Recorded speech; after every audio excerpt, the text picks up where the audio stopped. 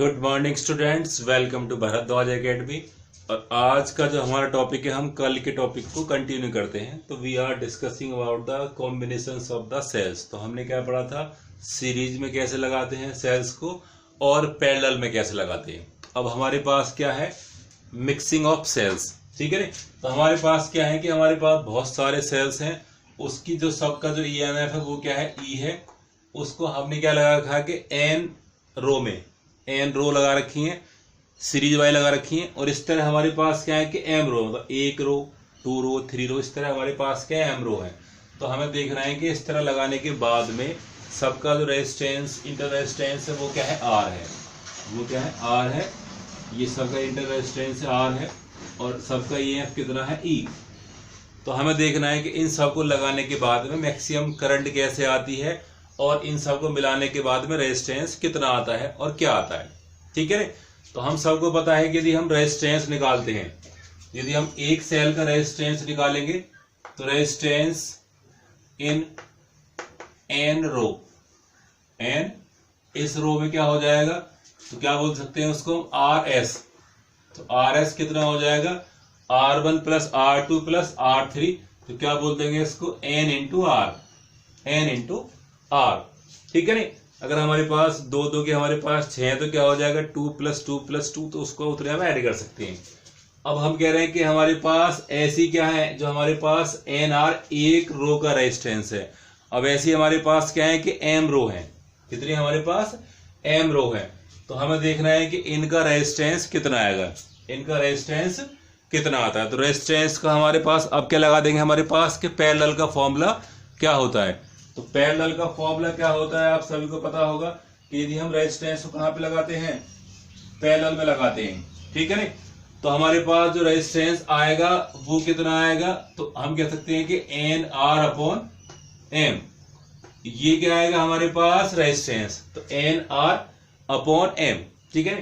तो 1 अपॉन, जैसे हम कह रहे हैं कि हमारे पास क्या होता है कि 1 अपॉन आर पी निकालेंगे, तो क्या हो जाएगा 1 upon n r plus N r plus N r. तो ऊपर क्या आ जाएगा, एन आर अपॉन एम।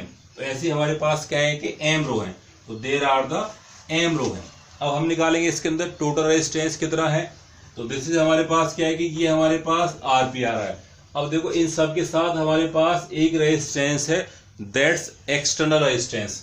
तो हमारे पास जो नेट रेजिस्टेंस आएगा, नेट रेजिस्टेंस वो कितना हो जाएगा, इन दोनों को सीरीज में करेंगे तो एन आर अपॉन एम और प्लस क्या हो जाएगा ये आर।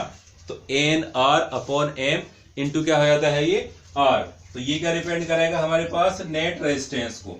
इससे हमारे पास क्या आएगा, नेट रेजिस्टेंस। तो ये क्या डिपेंड कर रहा है हमारे पास में, नेट रेजिस्टेंस। अब यदि हम कह रहे हैं कि हमारे पास ईएमएफ कितना है, तो ईएमएफ यदि हम निकालते हैं इन ईएमएफ इन एन रो, तो वो भी क्या हो जाएगा हमारे पास, तो क्या कह सकते हैं उसको, N into E, N into ई।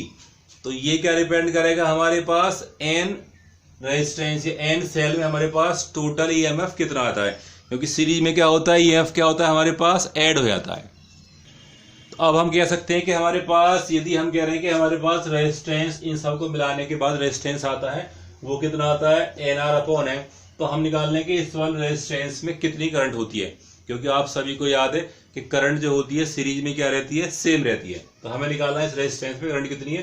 तो फॉर्मूला क्या हो जाएगा, I equal to V upon R, simple होता है। हमारे पास वी किसके बराबर है, लेट द ईएमएफ कितना हो गया, N E, N E the total EMF है अपॉन आर। तो आर कितना हमारे पास, R plus N R upon M, this is the total resistance, total resistance. तो यदि हम इसको सोल्व करेंगे तो क्या आएगा, एन ई और नीचे क्या आ जाएगा हमारे पास, M R plus N R, ठीक है नहीं। और ये एम कहां पहुंच जाएगा, ऊपर, ये एम कहां पहुंच जाएगा ऊपर। तो क्या बन गया हमारे पास, एम एन ई upon M R plus N into R. तो ये क्या डिपेंड करेगा, करंट इन दिस रेजिस्टेंस। अब हम क्या मानते हैं कि लेट जो आपका एम इंटू एन है, क्या डिपेंड करेगा, नंबर ऑफ रोज के हमारे पास कितनी रो है, नंबर ऑफ रोज कितनी हमारे पास। तो इसको हमने क्या मान लिया, एन मान लिया। क्या माना इसको हमने, एक टर्म्स क्या मान लिया, इसको एन मान लिया, ठीक है नहीं। तो इससे क्या आएगा हमारे पास के इजीली हम इसको क्या कर सकते हैं, लिख सकते हैं, एक्सप्रेस कर सकते हैं। तो अब देखिए दी हमने क्या करा, इसको लेट को एम एन कितना माना, एन माना, तो क्या बन सकता है कि आई क्या बन जाएगा, एन ई। तो एम एन को हमने किससे रिप्लेस कर दिया, एन से, upon n r plus m into r, ठीक है नहीं। अब हम चाह रहे हैं कि यहाँ से m को रिप्लेस कर दें, तो हमने क्या करा, यहाँ से n इंटू एम को हमने क्या माना, m माना है, तो m क्या हो जाएगा, n अपॉन, तो यहाँ से m कितना हो जाएगा, m हो जाएगा n अपॉन n। तो हमारे पास सिंपल एक टर्म्स में एक्सप्रेस हो जाता है। तो क्या करा हमने, इसको n r plus n upon n into r, फिर इसको थोड़ा सॉल्व करा, तो क्या बन गया, n square r plus n r, और ये कहाँ पहुंच गया, ऊपर, तो n e into n upon कितना हो गया, n square r plus n r। तो ये क्या रिप्रेजेंट कर रहा है हमारे पास, करंट, क्या रिप्रेजेंट कर रहा है हमारे पास, करंट इन दिस रेजिस्टेंस। अब हमें निकालना है कि हमारे पास मैक्सिमम करंट कितनी हो सकती है। तो मैक्सिमम करंट यदि हमें निकालनी है तो क्या हो सकता है उस कंडीशन में कि करंट को हमें मैक्सिमम करना हो। तो यदि हमें जो है करंट को मैक्सिमम लेके आना है तो हमारे पास क्या होना चाहिए कि d i upon d n, d i upon d n means हमने इसको नंबर के साथ में क्या कर डिफ्रेंशिएट करा, तो d i upon d n क्या होना चाहिए, जीरो। अगर हमारे पास कोई टर्म्स मैक्सिमम होना है तो किसी का चेंज क्या आना चाहिए, जीरो। तब डी आई और यहाँ पे क्या हो जाएगा, d i equal to zero means i क्या हो जाता है, कांस्टेंट। तो हमारे पास कांस्टेंट आनी है मीन्स मैक्सिमम करंट आनी है। तो हमने इस पूरे को डिफ्रेंशिएट कर दिया। जब हमने इसको डिफ्रेंशिएट करा तो हमारे पास क्या आ जाएगा, n square are plus N into are, और यहाँ पे क्या हो जाएगा, इसको दो टर्म्स वाला फॉर्मूले से कर रहे हैं, N into E, N into E minus क्या हो जाएगा हमारे पास, N M E, N M E, फिर इसको दोबारा करेंगे क्या हो जाएगा, टू एन इंटू आर, और अपॉन में क्या आएगा, N square are plus N R square, N R का होल स्क्वायर, और this must equal to zero, this must equal to zero. तो ये फॉर्मूला कुछ नहीं, हमने क्या करा, इसको डिफरेंशिएट करा है किसके रेस्पेक्ट में, नंबर के रेस्पेक्ट में। तो हमारे पास फॉर्मूला ये आ रहा है। अगर हमें इसको क्या करना है, मैक्सिमम करना है, क्या करना है, मैक्सिमम करंट निकालने के लिए, तो हम क्या बना रहे हैं, इसके लिए सिंपलेस्ट फॉर्मूला बना रहे हैं। तो स्टूडेंट, तो अगर हमने इसको मैक्सिमम करना है तो हमने क्या करा, इसको डिफरेंशिएट करा, और जब हम इसको थोड़ा सॉल्व करेंगे तो हमें क्या मिलेगा, n r minus n square r, ठीक है नहीं। तो हमारी क्या मिलेगा, n r minus n square into r, बाकी सारे कैंसिल हो जाते हैं, तो बराबर क्या आ जाएगा, zero. This must be equal to zero. तो क्या मिलेगा, n r equal to n square r, तो यहां से हम क्या निकालेंगे, आर, तो आर क्या हो जाएगा, n square r upon m, ठीक है नहीं, कैपिटल। अब हम चाह रहे हैं कि इसको दोबारा हमने किसमें एक्सप्रेस कर लिया, एम इंटू एन, तो हमारे पास स्क्वायर का टर्म्स खत्म करने के लिए तो क्या बनेगा, एन आर अपॉन एन। तो ये क्या आएगा हमारे पास, वो रेजिस्टेंस जो मैक्सिमम करंट बनने के लिए क्या है, रेस्पॉन्सिबल है, ठीक है। तो ये क्या डिपेंड करेगा हमारे पास कि वो रेजिस्टेंस जो करंट मैक्सिमम बनाएगा। तो हम कह सकते हैं कि यदि हमारे पास करंट को मैक्सिमम आना तो resistance this must be n are upon है। तो हम कह सकते हैं कि फॉर मैक्सिमम करंट, तो कब हो सकती है मैक्सिमम करंट, जब आपका आर एक्सटर्नल है वो इंटरनल के बराबर हो जाए। तो आर मतलब net external resistance must equal to net internal resistance, क्योंकि हमारे पास दोनों का टर्म्स क्या है, प्लस है, ठीक है। तो आई क्या होता है हमारे पास, वी अपॉन आर, तो यहाँ पे हमारे पास वी कितना है, एन ई अपॉन आर, आर क्या है हमारे पास, आर एक्सटर्नल प्लस नेट हमारे पास क्या है, इंटरनल रेजिस्टेंस।